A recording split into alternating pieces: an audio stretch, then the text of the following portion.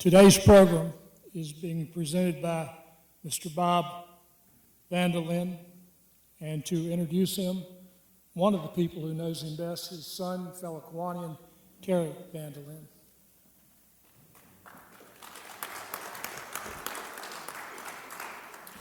Thank you. As I was thinking about this introduction, I came across a book that was given to me when my children were born on how to be a hero to your kids. And my dad actually signed it. You remember giving me this? He actually signed and gave it to me when my kids were first born. And it really meant something to me at that time. Shows how his attitude was raising us all these years. As my brother and I were growing up, Dad certainly was a hero to us. But we never knew that he was actually a war hero. Never talked about it. I don't believe he ever told us until years later. What we did know was that he had holes in his legs, scars, and inside those scars was metal. A bullet, pieces of hand grenade, because every time we tried to fly somewhere, the metal detectors would set that off. I can remember him standing there saying, "Do you want me to take my pants off? It's right here." And he had these scars in his legs, and we asked him about those, and he said, "Well, that's a piece of a hand grenade or a piece of a bullet, like it was no big deal." As we got older and started asking a few more questions, we found out that not only was he a hero to us, but he was a hero to many, many other people, and that he gave his life over and over again and risked his life over and over again to help save other people's lives. We didn't realize that the things he had done until we started reading the stories, until he started writing some books. And maybe we went to some of the reunions and met with some of the other people that told us some of those stories. Since then, we've also found out that he was wounded 3 times, received 1 Purple Heart, received the Combat Infantry Badge, received the Silver Star, received, I'll go through a few of these real quickly, the 2 presidential unit citations, Korean presidential citation, and a Navy presidential citation for his service in Korea. He's written several books, one on Korea that's out there if anyone wants to read about it. So it's my honor to present to you my dad, Bob Vandelinde. Thank you.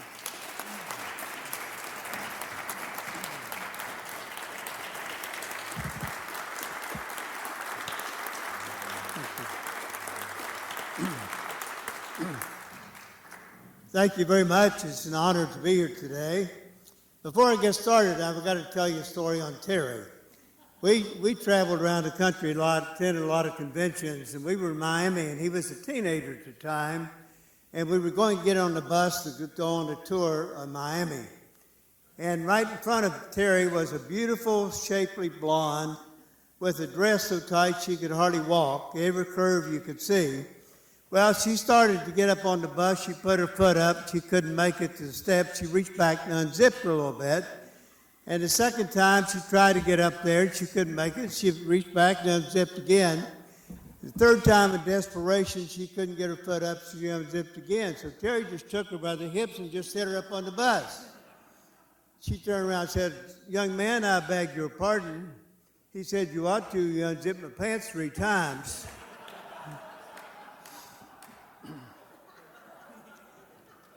I know there's some veterans here, and I want to just salute all you veterans and thank you for your service and sacrifice to your country. You know, we had 40 aces in the Korean War, 38 from the United States Army, 1 from the Navy, and 1 from the Marine Corps. The one from the Navy became an ace, and become an ace, you shoot down 5 enemy planes by shooting down 5 Bedtech charters. Now, I don't have time to go into any detail today, but buy my book and you can learn about it. One of the things that you probably don't know is that the 3 top aces in the Korean War were Russian pilots who disguised themselves as Chinese and shot down 21, 20, and 19 American planes. One of the things that we need in this country today, I think, is patriotism. I think that you'll realize that patriotism is not just a parade. Patriotism is not just a festive occasion, but it's a feeling. It's a way of life. It's something that we should be a daily affair in our lives.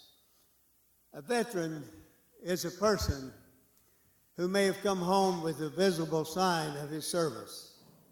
It may be a missing limb or a jagged scar or just a certain look in the eye. Or the evidence may be hidden, such as a pin holding a bone together or shrapnel in the leg. A veteran may be someone who was a prisoner of war, who went away from home one person and came back another, or didn't come back at all.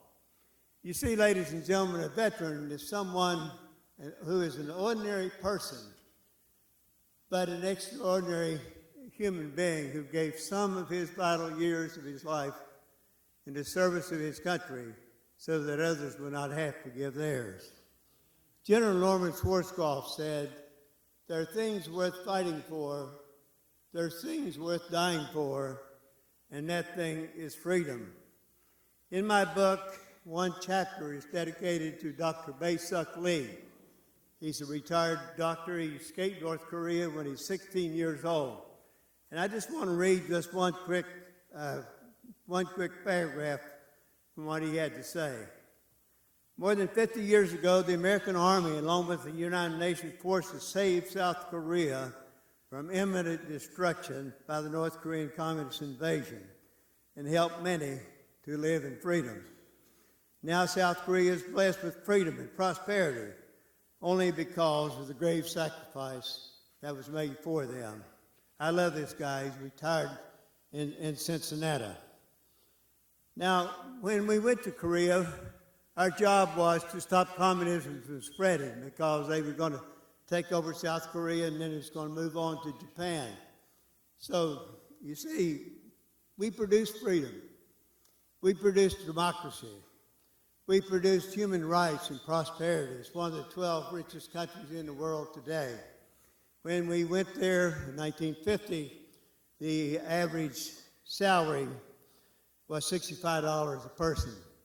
Now it's $32,000 a year.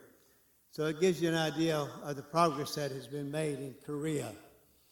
You see, but the freedom that we gave them was very costly in casualties. We had 33,671 young Americans killed. We were there 1,127 days. That's 30 Americans killed each day. We had 103,200 who were wounded in action. That's 91 wounded each day that we were there. We had 7,200 who were prisoners of war. 51% of those died in a prison camp.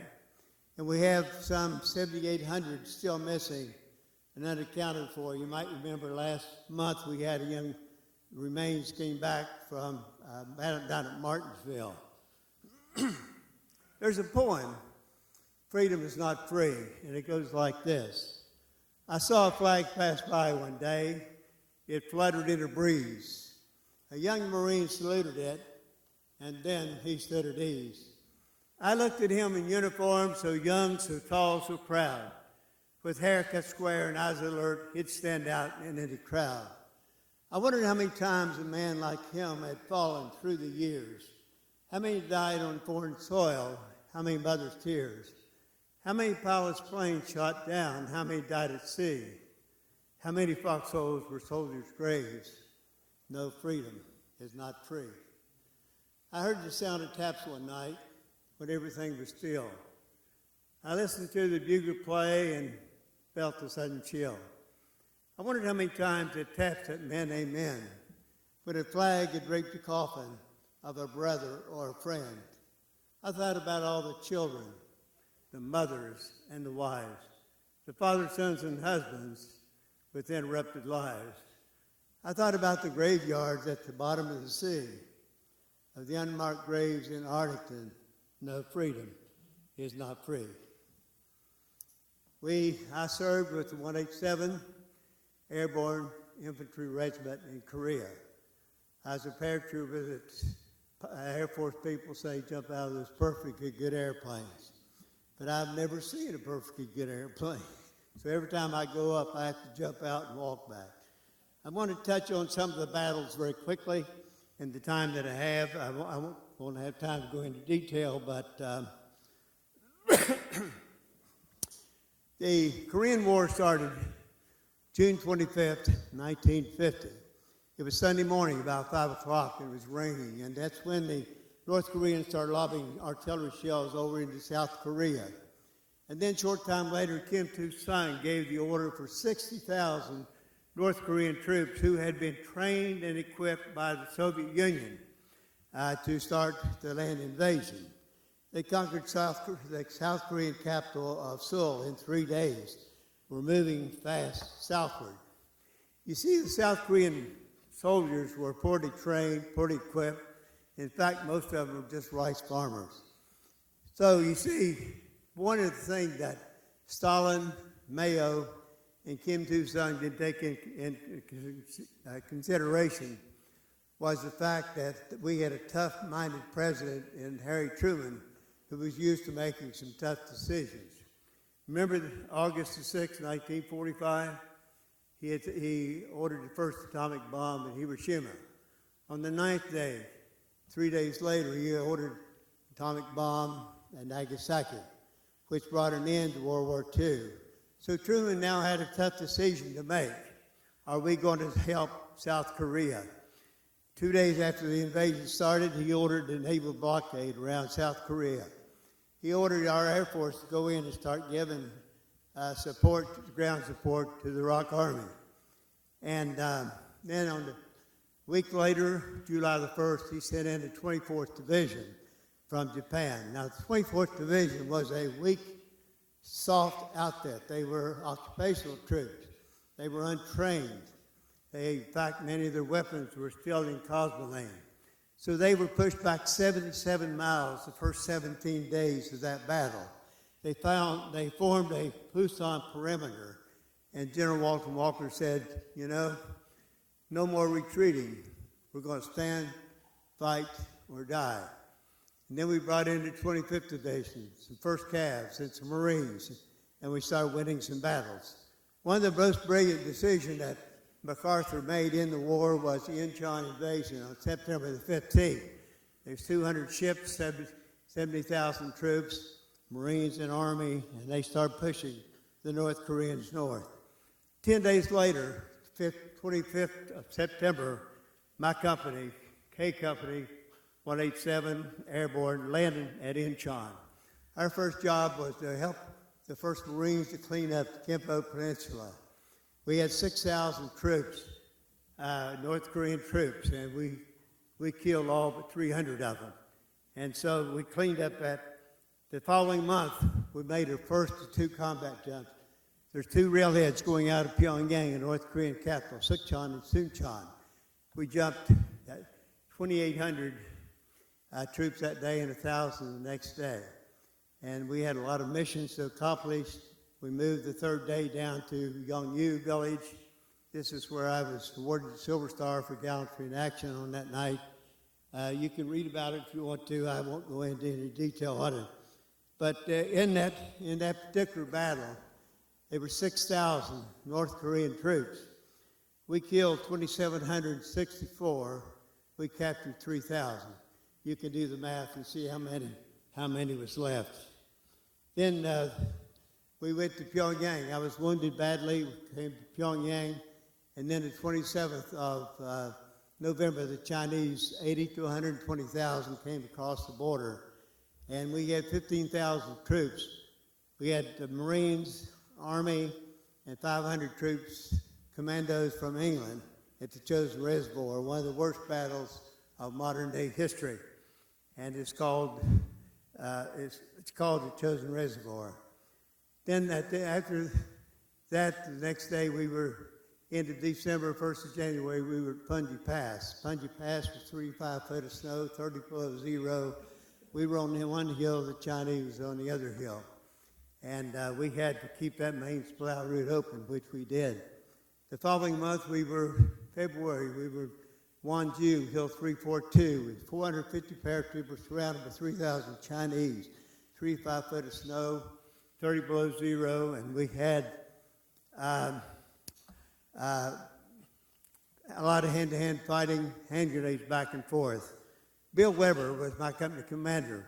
Bill Weber, a quick story, he lost a hand with a hand grenade. 20 minutes later, he lost his leg. Later that night, he's hit in the face with back with shrapnel. We couldn't evacuate him because we were surrounded. He couldn't bleed to death because of 30 below zero. Stayed in the Army, one of the first after the Civil War, double amputee, retired as full colonel, is up in Maryland today.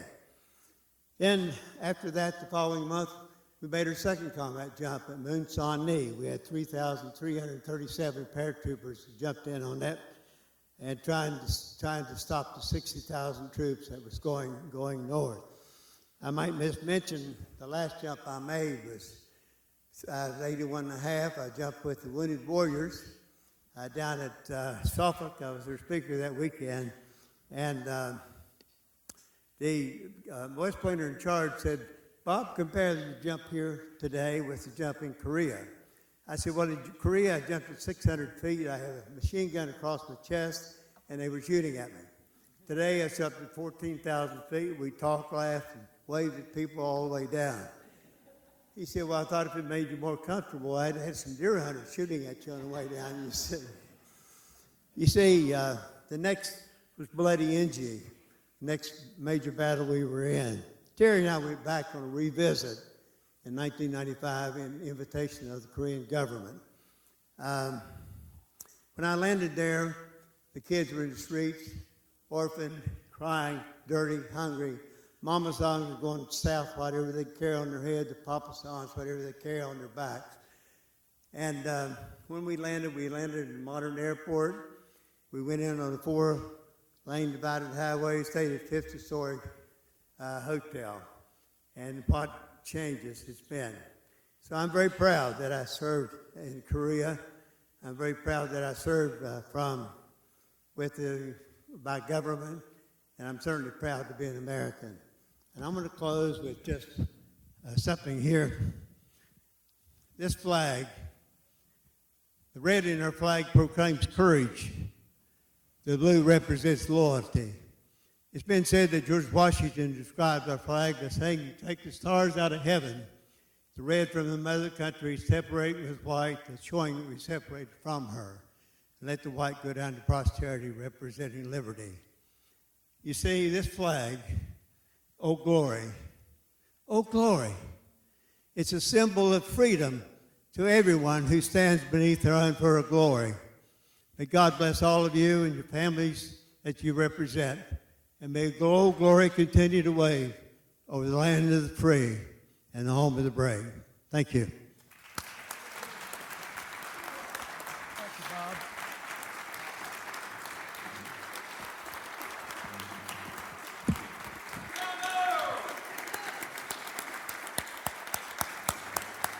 Good job. Good job.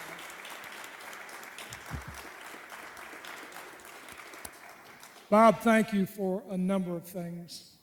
First and foremost, for your service to our country. And thank you for being here today to present this inspiring program to all of us. As is typical of the Kiwanis Club, we have a tradition where we have fabulous parting gifts for all of our speakers, and you're no exception. Today, we have the official Kiwanis Club of Roanoke pin that works best when there's an R in the month, so use it the rest of this month anyway. All right. An imitation marble paperweight Thank you, sir. to keep your facts and figures together, Appreciate that. and an invitation for a free lunch with us anytime you want to come. Thank you very much. Thanks for being with us.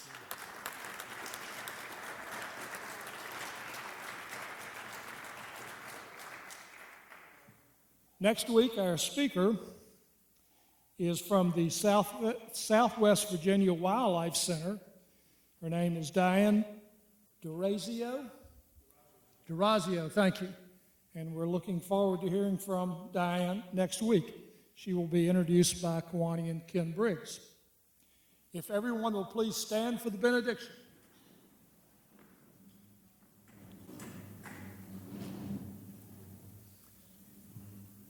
Having passed through our regular order of business, we are now prepared to leave this time of friendship and fellowship to re-enter our everyday world.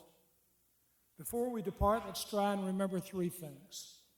First, to extend to every person we encounter the same kindness that we as Kiwanians share with each other. Second, let's be ever vigilant for ways to better serve the elderly, the downtrodden, and the young people of our community.